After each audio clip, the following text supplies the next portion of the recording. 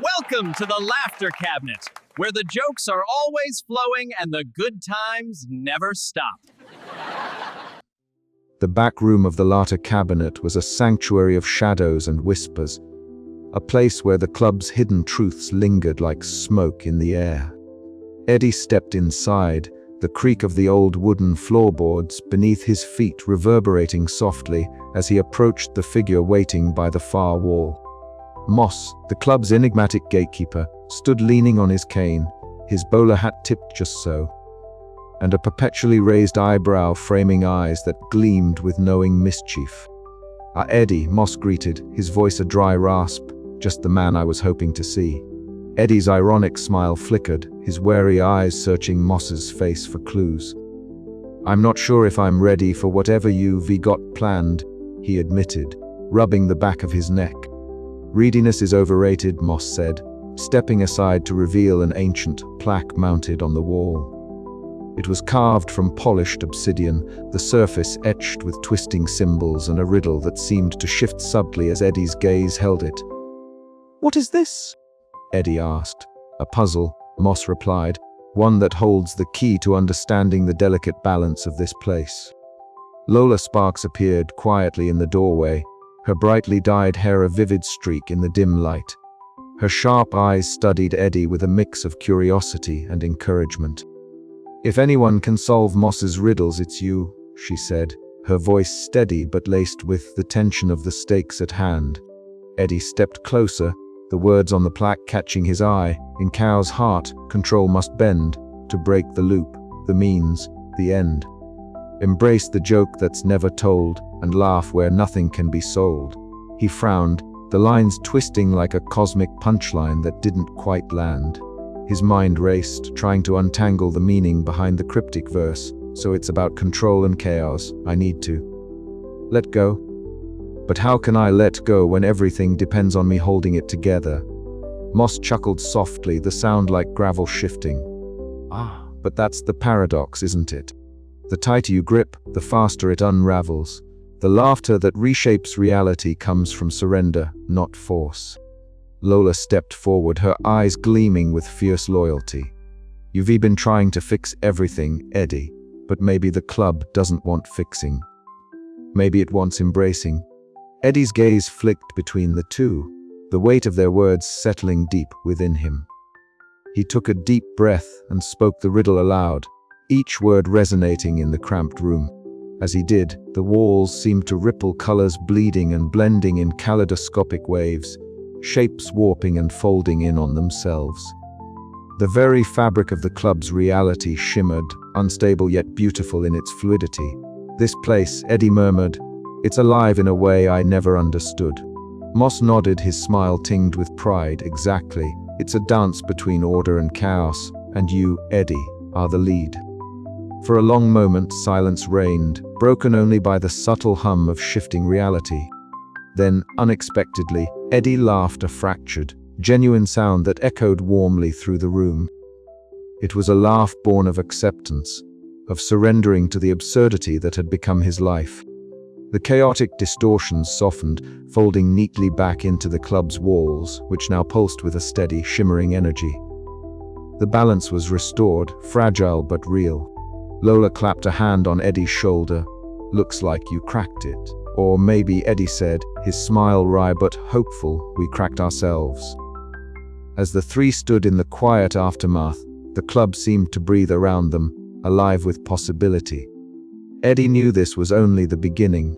The riddle was solved, but the journey, the real journey, had just taken a wild, absurd turn. He glanced toward the stage, where the laughter waited, the chaos waiting, the next bomb waiting to reshape the world once more. And this time, he was ready to laugh with it, not against it. "Let's see what kind of joke the universe throws at us next," he said, eyes gleaming with dark hope. The Laughter Cabinet whispered its approval, a cosmic chuckle that promised more twists, more absurdity, and the endless dance between failure and power. The night was far from over. The faint buzz of the club's sound system was usually just background noise to the usual cacophony of laughter and clinking glasses. Tonight, however, it took on a new significance, a hum that seemed to pulse with a life of its own. Silas sat hunched in the cramped sound booth. A nest of wires and knobs sprawled before him like a conductor's orchestra. His fingers moved deftly, coaxing the equipment into an eerie symphony of vibrations and frequencies that shimmered just beyond the range of human hearing.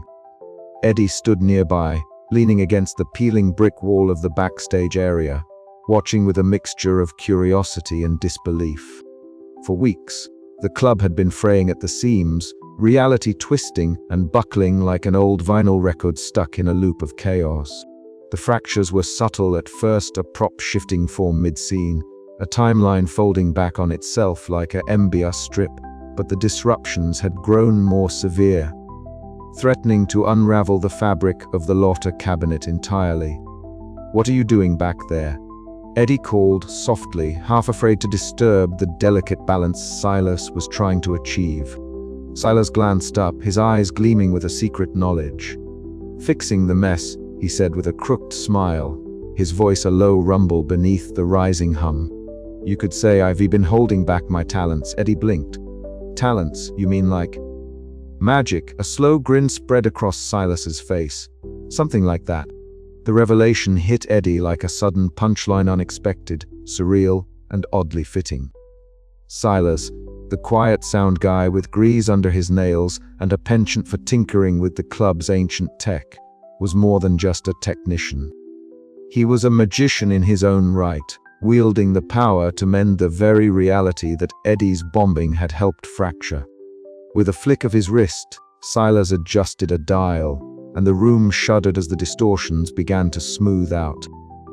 The flickering light steadied, the warped timelines straightened, and the warped shadows retreated into their corners. The club sighed in relief, a breath held too long finally released. Lola appeared beside Eddie, her vibrant hair a splash of color against the dim backdrop. "About time he showed his hand," she murmured, a spark of admiration in her eyes.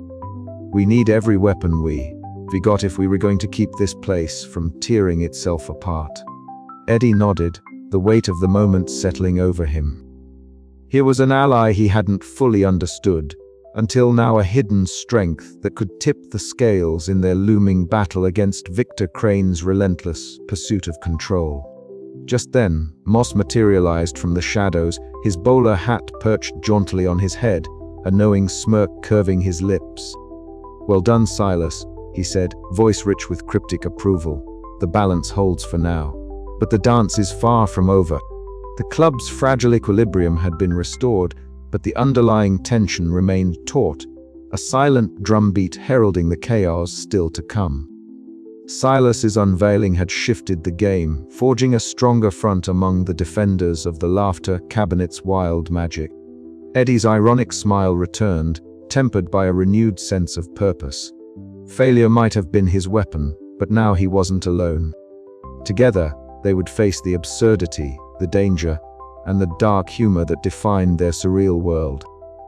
As Silas returned his attention to the soundboard, weaving his quiet magic through the circuits and waves, Eddie felt the unmistakable thrill of possibility. The club was alive, fragile, and dangerously unpredictable, but with allies like these, maybe, just maybe, the Laughter would win. But the question lingered in the air like an unfinished joke. How far was Victor willing to go to wrest control? And could their newfound alliance hold the line when the final punchline came crashing down? Eddie squared his shoulders, ready for whatever came next. The Laughter Cabinet wasn't just a club anymore, it was a battleground, and he was finally playing offense. The stage lights dimmed, the crowd's murmur swelling beyond the walls, and somewhere deep inside, a new joke was forming, one that only failure could deliver, and only the bravest could tell. The night was far from over, and the laughter, well, it was just getting started. Victor Crane's reign within the Laughter Cabinet was unraveling, thread by delicate thread, just as the surreal air of the underground club quivered with anticipation. The once impenetrable fortress of his control was now a fragile illusion, cracking under the weight of Eddie Malone's growing mastery over the art of bombing. The main stage was cast in shadows and neon glows, a kaleidoscope of shifting colors warped by Eddie's failed jokes that hung heavy in the air like invisible paint. With each deliberately disastrous punchline, the club's reality seemed to ripple and bend, a subtle warping of physics, a distortion of time's otherwise steady march. The audience, a motley crew of performers and loyal followers, watched with bated breath as Eddie turned failure into a weapon. A chaotic symphony that clashed brilliantly with Victor's cold precision. Victor stood at the edge of the chaos, his sharp suit immaculate, his calculating gaze now edged with a flicker of doubt. His loyal cadre of performers and insiders, once unwavering, now faltered under the unpredictable forces unleashed by Eddie and his allies. The walls of the club flickered, lights stuttered, and the carefully maintained order twisted into surreal disarray. Victor's smirk, once a symbol of absolute control, faded into a grimace as the club itself seemed to rebel against his will. Behind the scenes, Lola Sparks moved like a shadow, sharp-witted, rebellious, and fiercely loyal. Her brightly dyed hair was a beacon amid the dim quarters, her eyes alight with determination as she whispered strategy to Moss, the enigmatic gatekeeper. Moss, with his bowler hat tipped at a rakish angle, and that ever-present raised eyebrow, spoke in riddles that somehow made sense in this world of absurdity. Their quiet coordination was the subtle heartbeat keeping the fragile alliance alive. In the control room, Silas's fingers danced over soundboards and arcane devices, weaving sonic magic to stabilize the club's reality. His lean frame was taut with focus, eyes flashing with a blend of exhaustion and fierce loyalty. Every sound wave he manipulated was a thread in the tapestry of order, a counterpoint to the chaos Eddie conjured on stage. Jinx prowled the periphery, the mischievous foil whose attempts at sabotage had inadvertently become a wild card in the battle. His eclectic clothes rustled as he exchanged smirks and sly glances, an unpredictable element that kept Victor's followers off balance. The battle between order and chaos reached its crescendo as Eddie's bombing became surgical, a deliberate unraveling of the oppressive order Victor sought to impose. Each failed joke was a strike, each miss a small victory that chipped away at the corrupting influence that had once seemed invincible. Victor's voice rose, sharp and commanding, attempting to regain control, but the club twisted away from him like a living organism resisting a straitjacket. His loyalists began to falter, their obedience shattered by the wild, unpredictable reality shifts that Eddie and his allies orchestrated. As the final punchline echoed through the club, a surreal silence followed, a moment suspended between triumph and uncertainty. Victor Crane, once the master of this realm, now stood exposed, his plans dismantled, the corrupting power of control slipping through his fingers like smoke. Yet beneath the victory was a bittersweet truth. The club's balance was delicate, maintained by the tension between laughter and chaos, order and unpredictability. Eddie, now the reluctant steward of this precarious equilibrium, knew the fight was far from over. The shadows of control still lurked, and the club's reality remained a fragile tapestry woven from absurdity and dark hope. Victor's fall was not just the collapse of a man's ambition, but a reckoning with the nature of creativity, itself the eternal struggle between the desire to control and the need to embrace chaos. In this underworld of surreal comedy, victory was never absolute, and the laughter that kept reality alive was a double-edged sword. As the club settled into uneasy calm, Eddie exchanged a glance with Lola, Moss, Silas, and even Jinx, an unspoken promise that they would guard this strange magic together. The laughter cabinet had survived another storm, but its future depended on their willingness to embrace the absurd, to find strength in failure, and to laugh in the face of chaos. And somewhere, deep in the shadows, a new joke was waiting to be born, a joke that might just change everything again.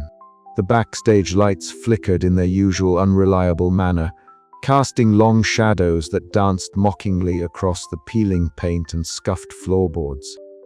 Eddie Malone stood alone, his hands stuffed deep into the pockets of his worn jacket, the weight of the moment pressing down like a bad punchline lingering too long.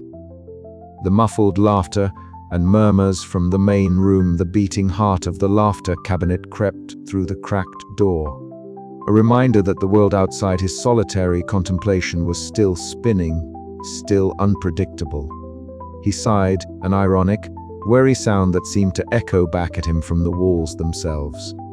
Failure had become his currency, a strange and volatile coin that bought him this absurd power. The paradox was not lost on him. Only when he bombed on stage did his jokes unravel reality, bending it in ways no sane person could claim as anything but madness. And yet here he was embracing that madness with a hesitant grin twisting his lips. A voice purred from the shadows, sharp and familiar. Embracing failure is the most dangerous joke of all.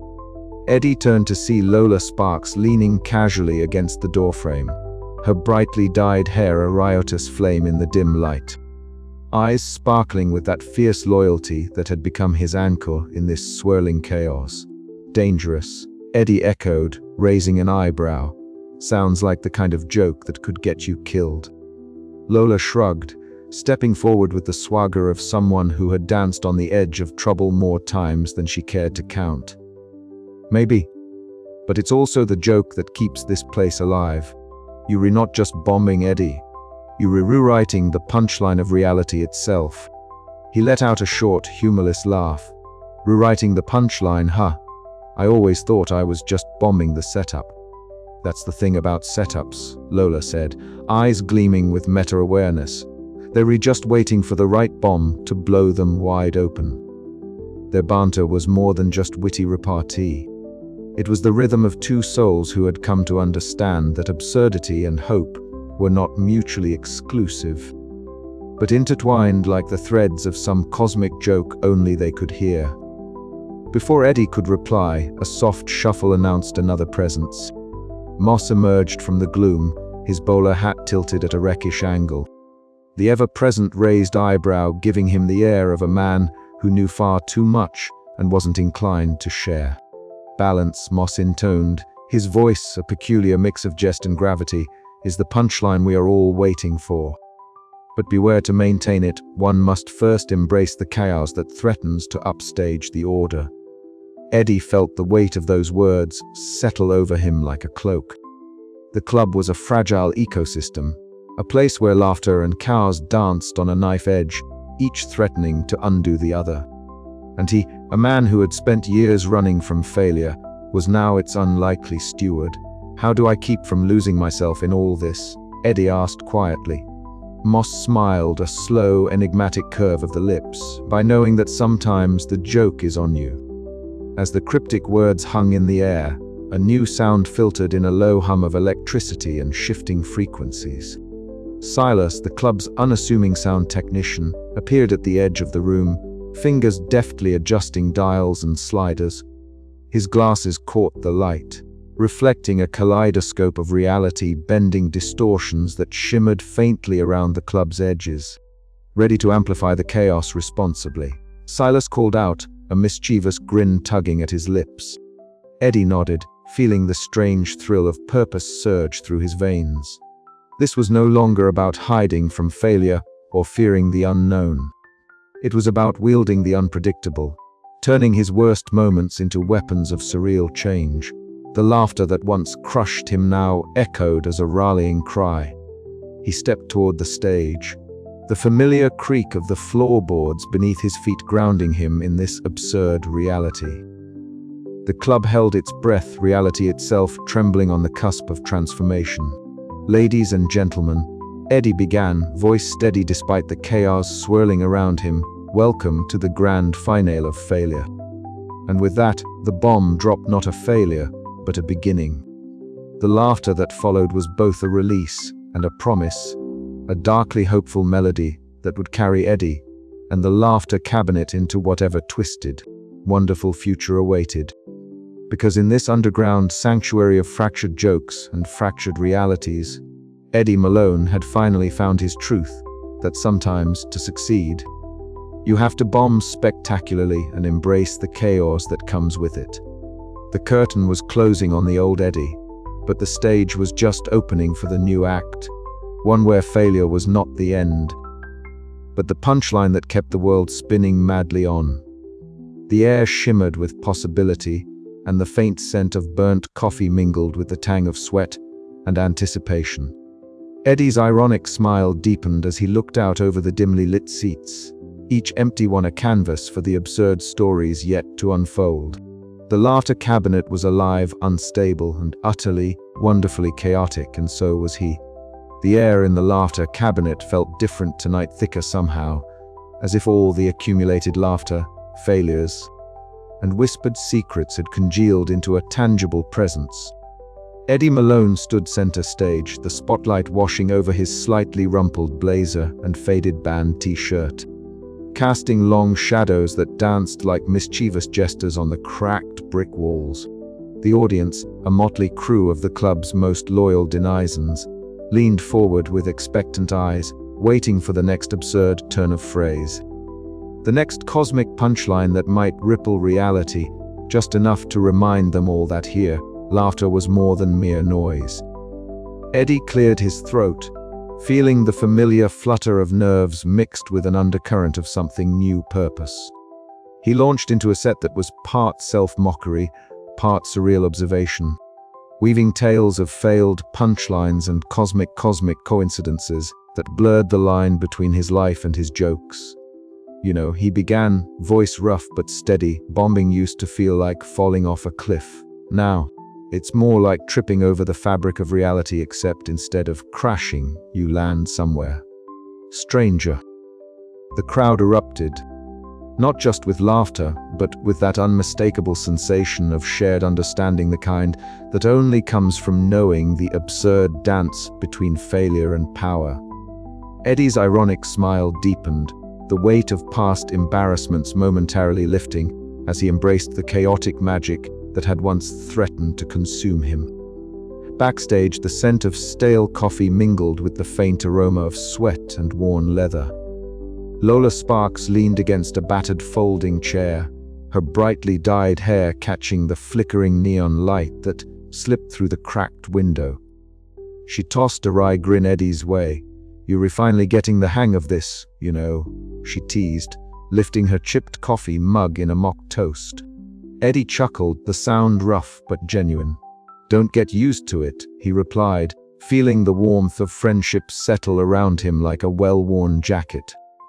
They traded stories, half serious and half joking, about the night's set and the strange, unpredictable ways the club's reality seemed to pulse with their every word.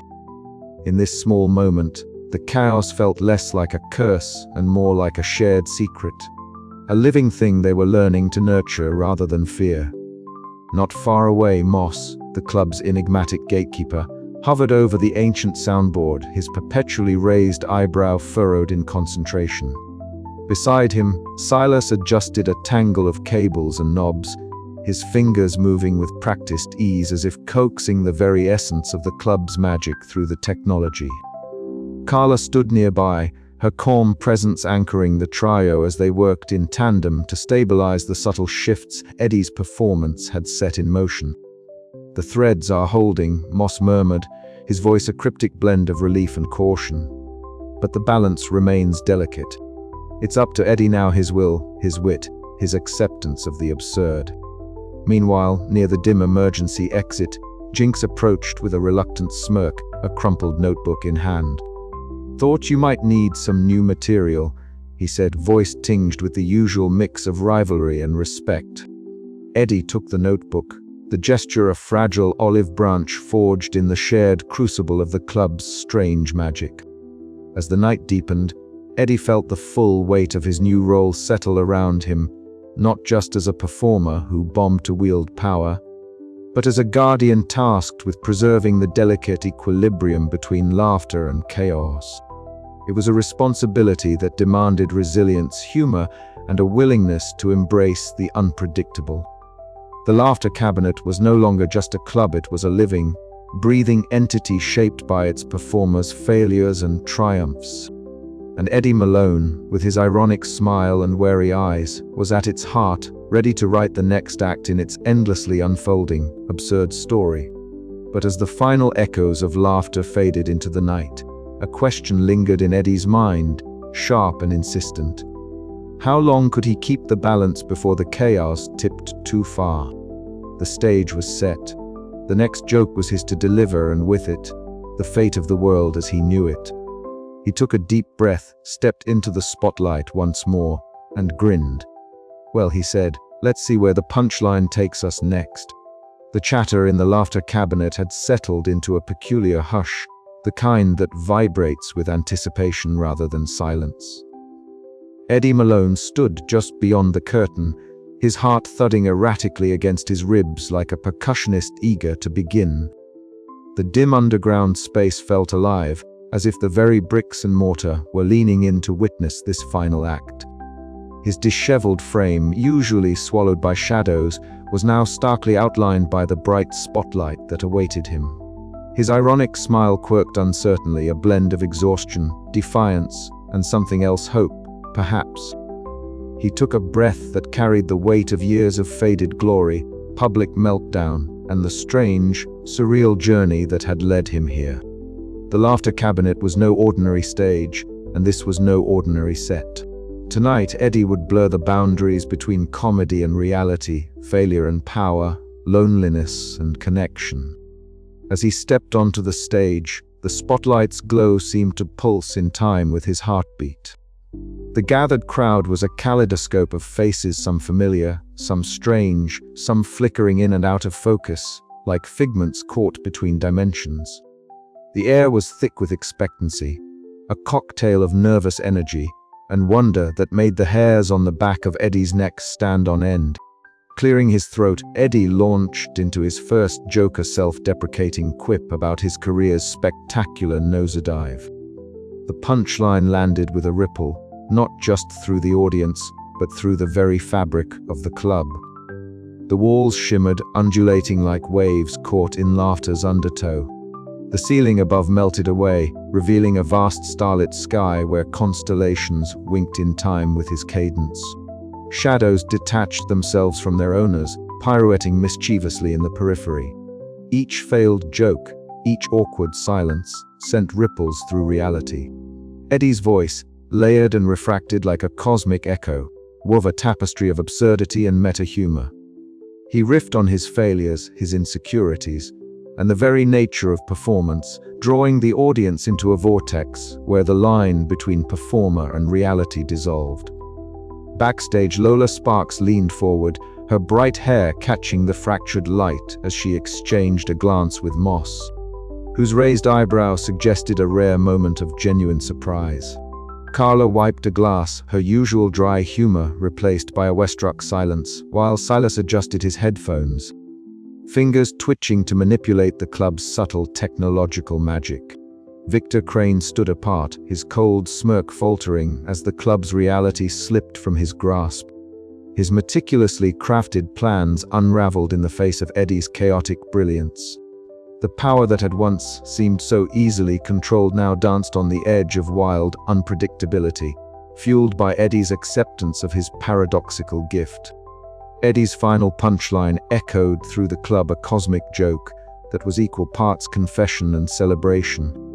The audience erupted in laughter, a sound that felt both intimate and infinite, reverberating beyond the club's walls and into the world itself. The laughter was no longer a symptom of failure but a declaration of victory, the victory of embracing absurdity, of finding strength in vulnerability, and of crafting meaning from chaos. As the applause swelled, Eddie stood alone, the spotlight warming his weary eyes. The ironic smile softened into something genuine, a quiet acceptance of self, and a readiness to steward the delicate balance between laughter and chaos. The world outside the laughter cabinet would never be the same, and neither would he. The last laugh belonged to Eddie Malone, the comedian who bombed to save reality. But as the echoes faded, a faint, mischievous chuckle slipped through the cracks, reminding everyone that in this club, the joke was never truly over.